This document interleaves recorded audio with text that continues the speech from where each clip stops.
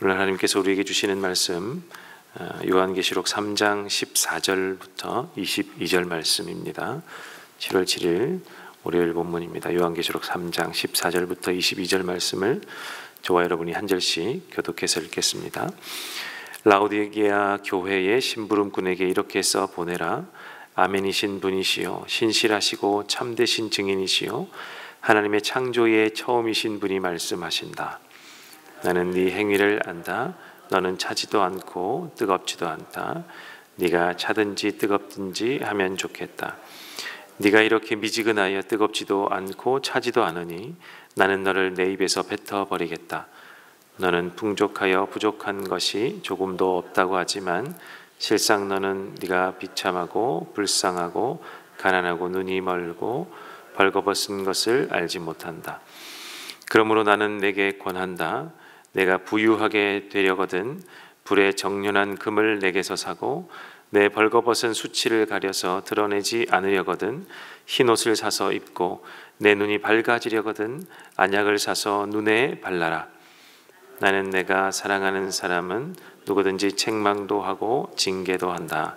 그러므로 너는 열심을 내어 노력하고 회개하여라. 보아라, 내가 문 밖에 서서 문을 두드리고 있다. 누구든지 내 음성을 듣고 문을 열면 나는 그에게로 들어가서 그와 함께 먹고 그는 나와 함께 먹을 것이다. 이기는 사람은 내가 이긴 뒤에 내 아버지와 함께 아버지의 보좌에 앉은 것과 같이 나와 함께 내 보좌에 앉게 하여 주겠다. 함께 읽습니다. 귀가 있는 사람은 성령이 교회들에게 하시는 말씀을 들어라. 아멘. 오늘 본문은 우리가 7교회 중에서도 가장 잘 기억하고 있는 라오디게아 교회에 대한 예수님의 평가하는 본문입니다. 차든지 더 없든지 하라라는 본문으로 우리가 이렇게 아는 본문이죠. 그렇지만 이 라오디게아라는 이 도시 그리고 이 교회에 대해서는 잘 모르는 경우가 있는 것 같아서 먼저 라오디게아라는 도시와 이곳에 있는 교회에 대해서 먼저 아는 것이 필요하겠다 싶습니다. 이 라오디게아라는 소도시는 고대 소아시아 지방에서 한 도시이고 골로새, 우리가 잘 아는 골로새라는 도시의 근처에 있는 작은 도시입니다. 현재는 튀르키예 땅에 있는 위치라고 알려져 있는데요. 계시록 당시 이 라오디게아라는 이 소도시는 부유한 도시로 알려져 있습니다.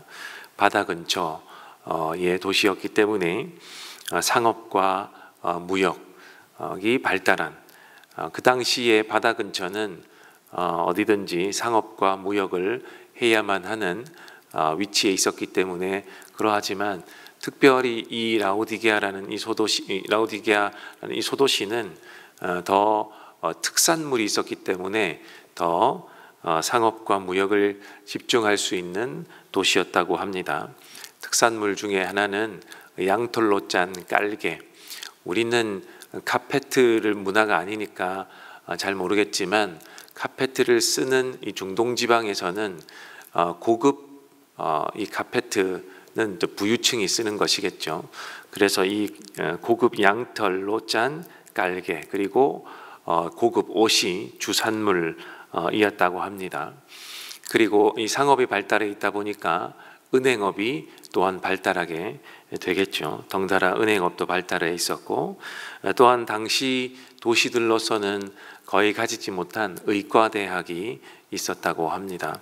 의과대학도 있었고 특별히 이 안과의 조예가 깊은 도시로 알려져 있었고 또한 그래서 안약 생산지로 유명한 도시가 라오디게아였습니다. 그래서 18절에 안약이라는 단어가 나오고 안약을 사서 발라라라는 것이 나옵니다. 지금 이 안약을 눈에 이렇게 물방울로 놓지만 당시는 연고처럼 이렇게 바르는 것이었던 모양입니다. 그래서 발라라라는 단어가 나오는 것 같습니다. 또 당시 라오디게아 이 도시는 물이 부족한 도시, 해안에 있었기 때문에 물을 떠올릴 수는 있었겠지만 바닷물을 마실 수는 없는 도시니까 당시 이 남부 지역으로부터 물을 공급받는 도시로 알려져 있습니다. 그래서 성경학자들은 차갑든지 뜨겁든지라는 이 단어가 이 남부로부터 끌어오는 물이 차가웠기 때문에 차가움을 떠올릴 수가 있었다라고 적용을 하고요. 반대로 뜨거움은 근처에 있는 히에라폴리스라는 도시에 온천이 유명했기 때문에 뜨거움을 상징했다라고 적용한 것처럼 보이기는 하지만 그것은 그 당시 도시의 상황이지 사실 오늘 본문과는 그리 맞지 않아 보이는 것 같습니다. 그렇다면 우리는 이 본문에 차가움과 뜨거움, 이 교회에게, 라오디게아 교회에게 적용하는 이 차가움과 뜨거움은 어떻게 이해해야 할까라는 의문이 들죠. 본문의 정황을 보면 예수님께서 주님의 성도들과 식사하시는 자리 같다라고 읽혀집니다. 이 식사하는 장면이구나라고 읽혀질 수 있는 것은 16절 말씀에 보면 너는 차지도 않고 뜨겁지도 않다. 네가 차든지 뜨겁든지 하면 좋겠다. 네가 이렇게 미지근하여 뜨겁지도 않고 차지도 않으니 나는 너를 내 입에서 뱉어버리겠다. 입에서 뱉어버리겠다. 이러한 정황들입니다. 이후에 20절도 식사의 장면을 떠올리게 하기 때문에 이 정황은 라오디게아 교회를 적용할 때 이 정황은 식사하는 장면이구나를 우리가 떠올릴 수 있겠죠. 이 상황은 식사의 자리에서 음식을 대하는 장면 중에서도 이 음료를 대하는 장면이다라고 생각하면 되겠습니다. 식사의 자리에 이 호스트, 초대한 사람은 라오디게아 교회라고 보면 되겠죠. 차갑든지 뜨겁든지의 대상은 예수님이 포도주 비유를 자주 하셨던 것처럼 이 포도주를 음료로 받아들어서 예수님이 한 모금 마시는 것 같은 장면을 떠올리게 합니다. 이 당시 시대에는 냉장고가 없었으니까 시원한 포도주, 차가운 포도주를 먹을 수 있을까 생각할 수도 있겠지만 당시 문화권에서 부유층만이 얼음을 구할 수 있었습니다. 얼음을 얼리는 것은 아니고 이 헤르몬산, 이 헐몬산이라고 하는 꼭대기에는 만년설같이 얼음이 얼려져 있었기 때문에 그것을 떼오는 거죠. 떼오고 이 헐몬산에서부터 녹아내린 물을 이 식수로 사용했기 때문에 깨끗한 것은 맞는 것 같습니다. 그래서 그것을 떼오고 그것을 공수해 와야 되는데 보관이 어렵기 때문에 어려운 만큼 부유층만, 고가의 얼음은 고가의 음식이었기 때문에 부유층만 사용할 수 있었던 거죠. 라오디게아 교회가 얼음을 제공할 수 있었던 것은 도시의 부유함, 그러니 이 교인들도 상당히 부유한 사람이 많았던 것으로 보입니다.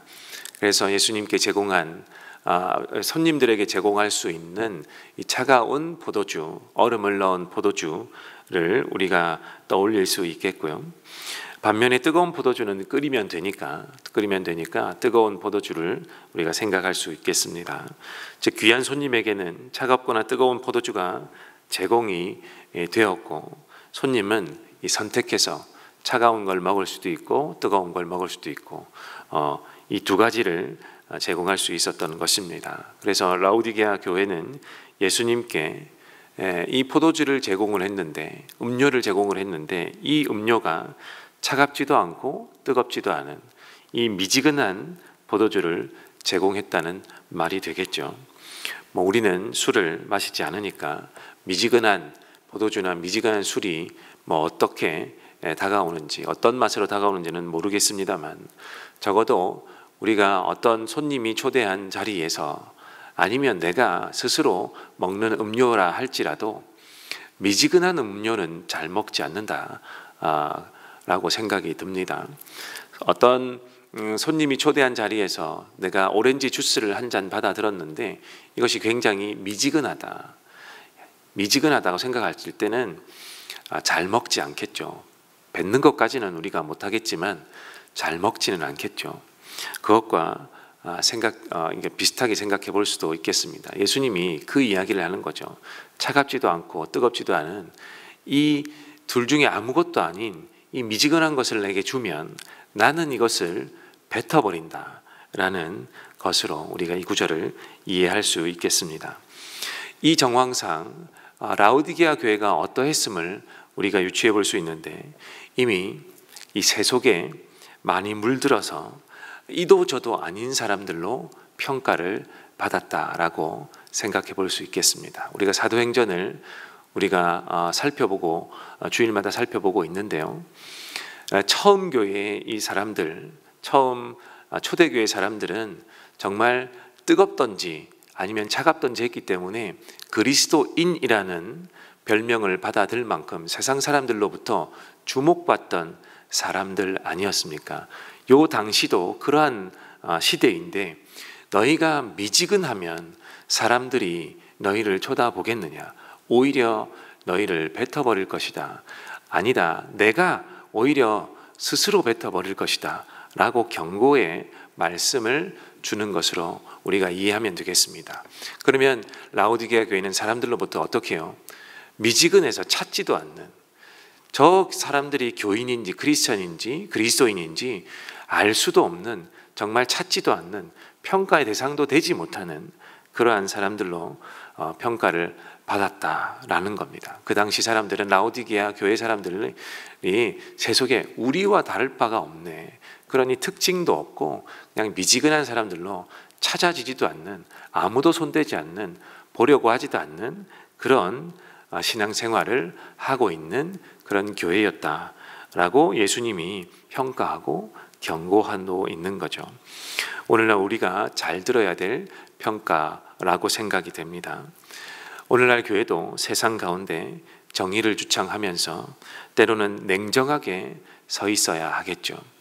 정말 독하다, 정말 저렇게까지 그냥 술에 술 탄 듯 물에 술 탄 듯 물 탄 듯 하면 될 텐데 저렇게까지 고집스러우냐 할 만큼 정의로운 것에 있어서는 냉정하리만큼 서 있어야 되겠다 싶습니다. 또한 세상 가운데 소외되고 배제당하는 사람들에게는 따뜻함을 제공할 수 있는, 포용할 수 있고 품어줄 수 있는 그런 넓은 마음이 있는 교회로 평가받아야 되겠다 싶습니다. 그렇지 않고 이도 저도 아닌 상태로 소위 종교적 생활만을 추구하는 양 서 있는 교회는 세상 사람들과 다를 바 없는 평가를 받는다 그러면 라오디게아처럼 미지근하여서 예수님이 삼킬 수 없는 그런, 그리고 함께 식사할 수 없는 그런 교회가 되지 않을까 생각이 됩니다. 그래서 우리를, 그리고 나를 주님 앞에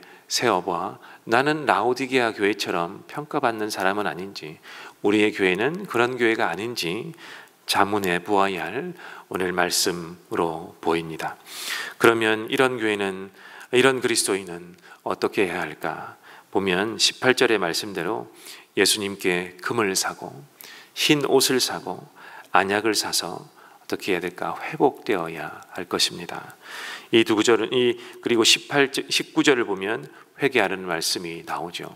18절과 19절로 보건대 회개해야 하는구나, 예수님이 회개를 독촉하시는구나, 회개하라고 말씀하시는구나 라고 우리가 받아들이고 회개의 자리에 서야 할 것입니다. 그러면 20절을 보니까 보아라, 내가 문 밖에 서서 문을 두드리고 있다.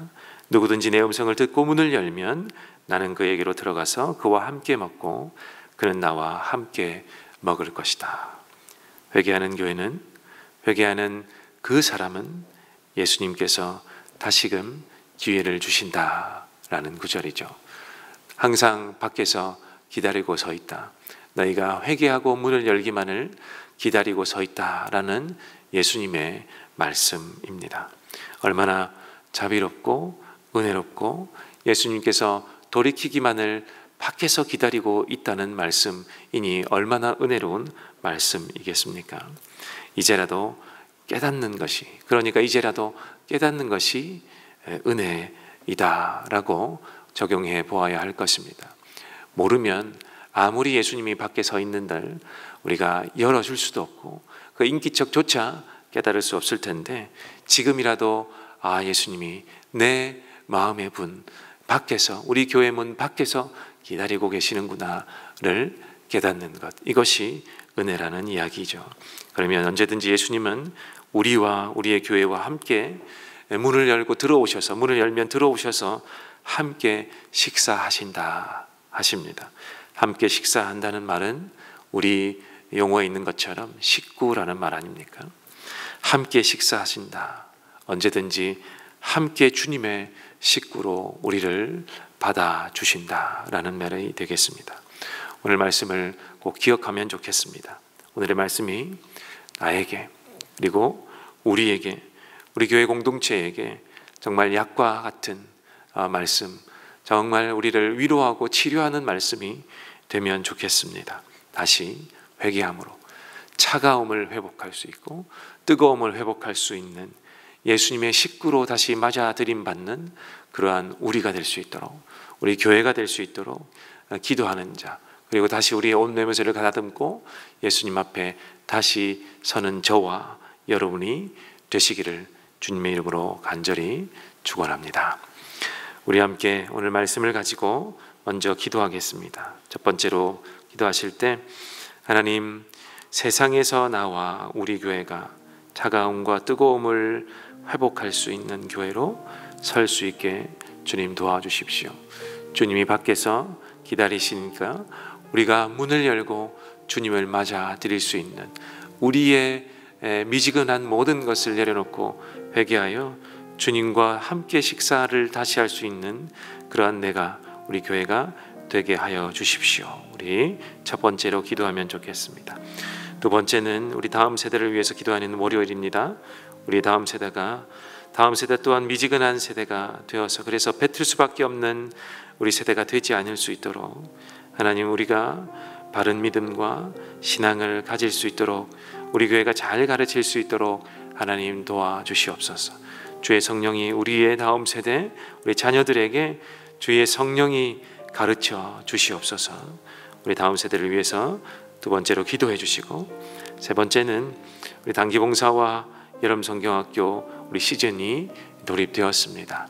당장 또 금주에는 타지키스탄 팀이 우리 출발을 하게 되는데요. 단기봉사를 하나님 각 팀들이 안전하고 정말 복음을 전할 수 있는 은혜로운 자리가 될 수 있도록 도와주시고, 우리 다음 세대를 위해서 잘 가르칠 수 있는 여름 성경학교 될 수 있도록 하나님 도와주시옵소서. 단기봉사와 여름 성경학교를 위해서 세 번째로 기도해 주시고, 나머지는 여러분의 개인의 기도의 제목을 가지고 하나님께 나아가시는 귀한 기도의 시간 되기를 원합니다. 함께 기도하겠습니다.